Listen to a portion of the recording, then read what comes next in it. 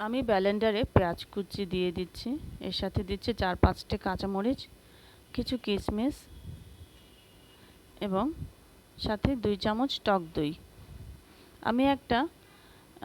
আমি ব্লেন্ডারে একটা স্মুথ পেস্ট বানিয়ে নেব। এর জন্য সামান্য পানি দিয়ে আমি এটাকে ব্লেন্ড করে নেব। আমি আজকে রান্না করব রুই মাছের কোরমা। আমি একটা বাটিতে বড় সাইজের একটা রুই মাছ, এর জন্য আমি 1 পিস নিয়েছি। এটাকে আমি লবণ দিয়ে কিছুক্ষণের জন্য রেখে দেব। আমি মাছটার মধ্যে সামান্য লবণ দিয়েছি যাতে আমি এই লবণটা দিয়েই আমি মাছটাকে ভাজতে পারি। আমি শুধুমাত্র লবণ দিয়েই মাছটাকে তেল গরম করে হালকা ভাজা করে নেব, বেশি ভাজা করব না মাছটাকে। দেখেন হালকা ভাজা হয়েছে।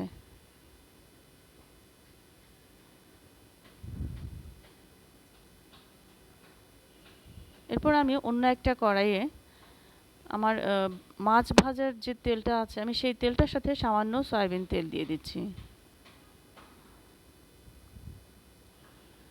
এবার তেলটা একটু গরম হয়ে এলে এর মধ্যে দিয়ে দেব পেঁয়াজ কুচি।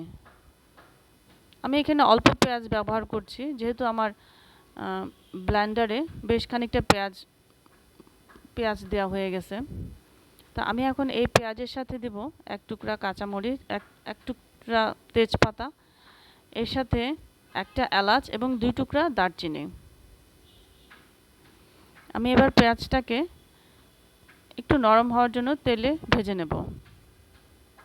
পেঁয়াজটা নরম হয়ে এলে আমি আমার ব্লেন্ড করে রাখা পেস্টটা দিয়ে দিচ্ছি। এর সাথে দিচ্ছি আদা রসুন বাটা এবং ধনিয়ার গুঁড়া, আর এর সাথে দেব স্বাদ মতো লবণ। আমি এবার এই মশলাটাকে সুন্দর মতো কষিয়ে নেব। মশলাটা কষানোর জন্য সামান্য পানি দিয়ে দিচ্ছি।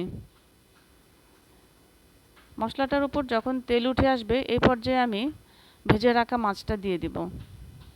মাছটাকে আমি মশলার সাথে ভালো মতো মিশিয়ে নেব।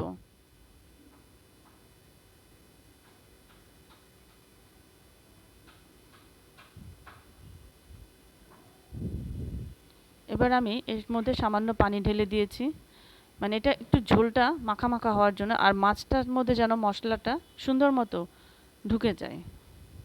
এবার আমি এটাকে ঢাকনা দিয়ে ঢেকে দেব।